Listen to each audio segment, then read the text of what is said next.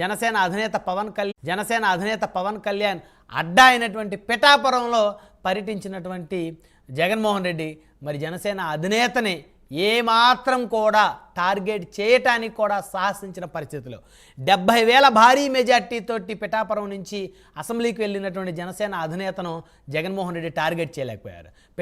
పులివెందులో సైతం ఆయనకు వచ్చిన మెజార్టీ కేవలం 60,000, అంటే తనకన్నా కూడా 10,000 పైన మెజార్టీ కైవసం చేసుకున్నటువంటి నియోజకవర్గం పిఠాపురం. సో అలాంటి నియోజకవర్గంలో ఆయన పక్కన గతంలో పిఠాపురంలో ఎమ్మెల్యేలుగా వ్యవహరించినటువంటి కాకినాడ ఎంపీగా పనిచేసినటువంటి వంగా గీత గారు లాంటి సీనియర్ నేతలు అందరూ కూడా మరి ఏ మేరకు జగన్మోహన్ రెడ్డి గారికి చెప్పారో ఏమో తెలియదు, కానీ పవన్ కళ్యాణ్ని విమర్శించే సాహసం చేయలేకపోతున్నారు అని చెప్పేసి స్థానికంగా కూడా చర్చ జరుగుతోంది.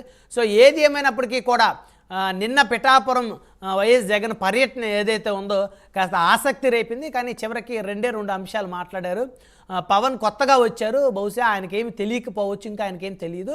ఆయన సినిమా స్టార్ అయితే చంద్రబాబు నాయుడు డ్రామా, ఆయన సినిమా ఆర్టిస్ట్ అయితే, పవన్ కళ్యాణ్ సినిమా ఆర్టిస్ట్ అయితే చంద్రబాబు నాయుడు డ్రామా ఆర్టిస్ట్ అంటూ ఆ ఒక్క కామెంట్ మాత్రమే చేయగలిగారు జనసేన అధినేత ఇలాకాలోకి వచ్చి.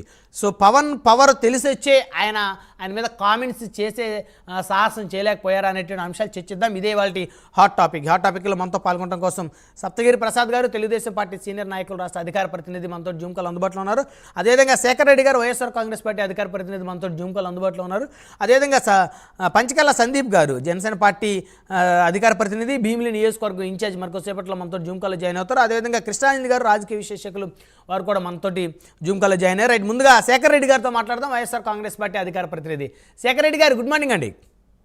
గుడ్ మార్నింగ్ బ్రహ్మనాయుడు గారు, మీకు అలాగే సప్తగిరి ప్రసాద్ అన్నకి, సందీప్ కి అండ్ కృష్ణాంజలి అన్నకి, ప్రైమ్ నైన్ టీవీ వీక్షకులందరికీ కూడా గుడ్ మార్నింగ్ అండి.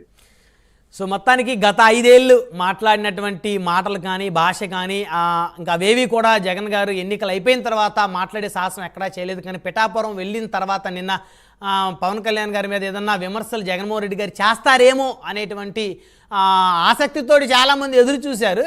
సో ఆ విమర్శలకు కానీ అవేమీ చేయకుండా జస్ట్ ఆయన ఇప్పుడే కదా కొత్తగా వచ్చారు పదవులకి, ఆయనకేం తెలియదు, ఇంకా తెలుసుకోలేదు కాబట్టి అని చెప్పేసి అంతటితో మాట్లాడి వదిలేశారు. ఎందుకని? మీరు ఇంతకుముందు ఒక మాట మాట్లాడుతుంటే నాకు నవ్వు వచ్చిందండి. పవర్ తెలిసి వచ్చాను. పవన్ పవర్ మాకు తెలిసి వచ్చిందో లేదో తర్వాత విషయం, కానీ పవన్ పవర్ జనాలకు తెలియాలంటే ఆ పక్కన విశాఖ ఉక్కుని, సార్ నాకు మోడీ గారి దగ్గర ఎంత పొడుగు ఉంది, మోడీ గారితో ఇంత సాన్నిహిత్యం ఉంది, కేంద్రం నుంచి ఏమైనా తీసుకురాగలని చెప్పి బడాయి మాటలు చెప్పారు కదండి. ఈ రోజు విశాఖ ఉక్కుని తుక్కుగా అమ్మేస్తా ఉంది కేంద్ర ప్రభుత్వం. వెళ్ళి పవన్ కళ్యాణ్ గారి పవర్ ఎక్కడ చూపించమనండి. 2 వారాలు అయింది సార్ విజయవాడలో వరద, ఈ రోజుకి తగ్గలేదు సార్. ఏదైతే తెలుగుదేశం పార్టీ గెజెట్ పత్రిక సార్, గెజెట్ పత్రిక అయినటువంటి ఆంధ్రజ్యోతి కృష్ణా ఎడిషన్ లో ఈ రోజు చేస్తున్నారు. ఎంత దారుణం అంటే బాధేసింది సార్. పొద్దున న్యూస్ పేపర్ చదువుతుంటే కకావికలం చూడండి సార్, కకావికలం దిక్కుచోతని స్థితిలో వరద బాధితులు, కొన్ని ప్రాంతాల్లో ఇంకా తొలగని నీరు, మురుగు నీటిలోనే ఉండిపోయిన వాళ్ళు, బురదతో సావాసం చేస్తున్న ఇంకొంతరు, అస్తవ్యస్తంగా మారిన పరిస్థితులతో అవస్థలు, 2 వారాలు అవుతున్నా చక్కబడని పరిస్థితి. ఇంకోటి సార్, ఆకలి పోరాటం సార్, ఆకలి పోరాటం 2 వారాలు అవుతుంది సార్, ఇంకా ఆకలి పోరాటం. పవన్ కళ్యాణ్ గారి పవర్ ని ఎక్కడ చూపించమన్నాడు సార్? పవన్ కళ్యాణ్ గారి పవర్ ని ఎక్కడ చూపించమన్నాడు? పవన్ కళ్యాణ్ గారి పవర్ ఇంకా ఎక్కడ చూపించాలో తెలుసా సార్? ఆఖరికి 50,000 మంది రైతన్నలు ఈ రోజు పంట నష్టం జరిగి తన సొంత నియోజకవర్గం పిఠాపురంలో ఈ రోజు అల్లో లక్ష్మణ అంటున్నారు. ఎంతో మంది వరద బాధితులు తిండి లేక అల్లాడుతా ఉన్నారు. పవన్ కళ్యాణ్ గారి పవర్, మొన్నటికి వరకు ఉన్నటువంటి జబర్దస్త్ బ్యాచ్ పవర్ అక్కడ చూపించమనండి సార్, అక్కడ చూపించమనండి. ఇంకో సార్, ఇంకా దారుణమైన నిజాలు సార్ ఏంటంటే, ఈ రోజు ఇక్కడ ఆకలి పోరాటం అని చెప్పేసి ఆంధ్రజ్యోతిలో రాస్తే అసలు ఏంట్రా ప్రభుత్వం ఎంత ఖర్చు పెట్టింది దీని మీద అని చెప్పి చూస్తే సార్, అఫీషియల్ డేటా ప్రకారం ప్రభుత్వం ఈ ఏదైతే 2 వారాల్లో భోజనాలకి 1,14,48,410 భోజనాలు పెట్టింది సార్. భోజనానికి 30 రూపాయలు లెక్కేసుకున్నా 34 కోట్లు సార్. వాటర్ బాటిల్ 1,12,12,298, చిన్నవి పెద్దవి బ్రాండెడ్ నాన్ బ్రాండెడ్ అన్ని కలుపుకుంటే ఒక్కో బాటిల్ 10 రూపాయలు లెక్కేసుకుంటే 11 కోట్లు సార్. పాల ప్యాకెట్లు 35,18,819 సార్. అంటే ఒక్కో ప్యాకెట్ ధర 25 రూపాయలు వేసుకున్నా 8 కోట్ల రూపాయలు సార్. బిస్కెట్లు 46,000 23,500 సార్. అవి ఇక 20 లక్షలు ఖర్చు సార్. కొవ్వొత్తులు వీళ్ళు పంచింది 3,40,488, వాటికో 39 లక్షలు సార్. ఇక కూరగాయలు వీళ్ళు పంచింది 3,348 క్వింటాలు సార్. దానికైనా ఖర్చు 67 లక్షలు సార్. ఇంటింటికి నిత్యావసర సరుకులు కిట్ ఇచ్చారు సార్. 2 లక్షల ఇళ్ళకి మాత్రమే ఇచ్చున్నారు. ఆ 2 లక్షల ఇళ్ళకి ఒక్కో ఇంటికి ఇచ్చినటువంటి కిట్ 604 రూపాయలు సార్. అంటే మొత్తం 12 కోట్ల రూపాయలు సార్. వెరసి ఈ 14 రోజుల్లో విజయవాడ ప్రాంతంలో వీళ్ళు ఖర్చు పెట్టినటువంటి అఫీషియల్ డేటా, ఇది మా డేటా కాదు సార్, ప్రభుత్వం డేటా, ఎంతో తెలుసా సార్? 70 కోట్లు సార్, 70 కోట్లు. కానీ వీళ్ళకి సీఎంఆర్ఎఫ్ విరాళాల ద్వారా వచ్చింది ఎంతో తెలుసా సార్? 300 కోట్ల పైచులు. 30% కూడా విరాళాలు స్వచ్ఛందంగా ఎవరు ఇచ్చారు సార్?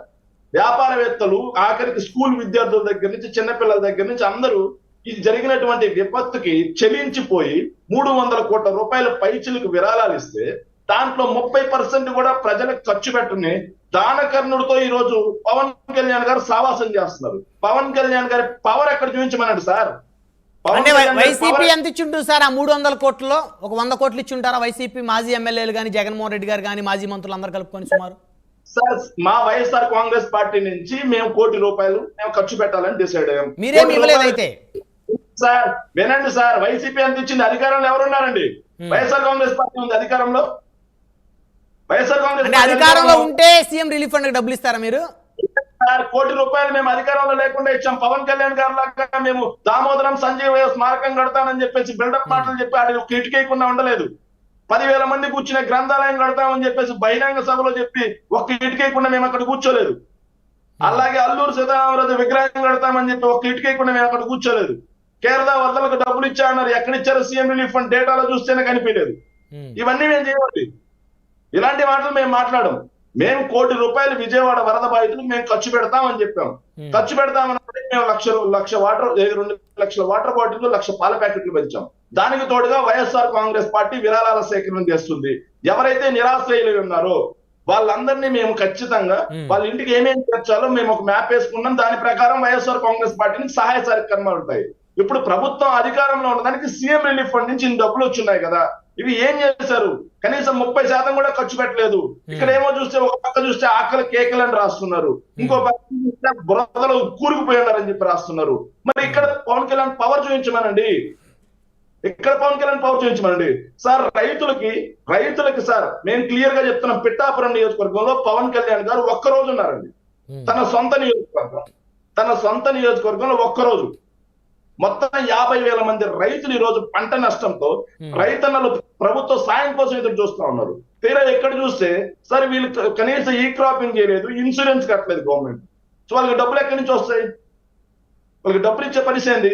ఆఖరికి మేము ఇస్తున్న రైతు భరోసా 13,500 వీళ్ళు ఏదైతే అన్నదాతకు వందనం ఏదో చెప్పారు సార్, 20,000 రూపాయలు మేము ఇస్తామన్నారు. 1 రూపాయి పాపాన్ని పోలేదు. 1 రూపాయి పెట్టుబడి సాయం కింద రైతులు ఈ రోజు అల్లాడుతా ఉన్నారు సార్.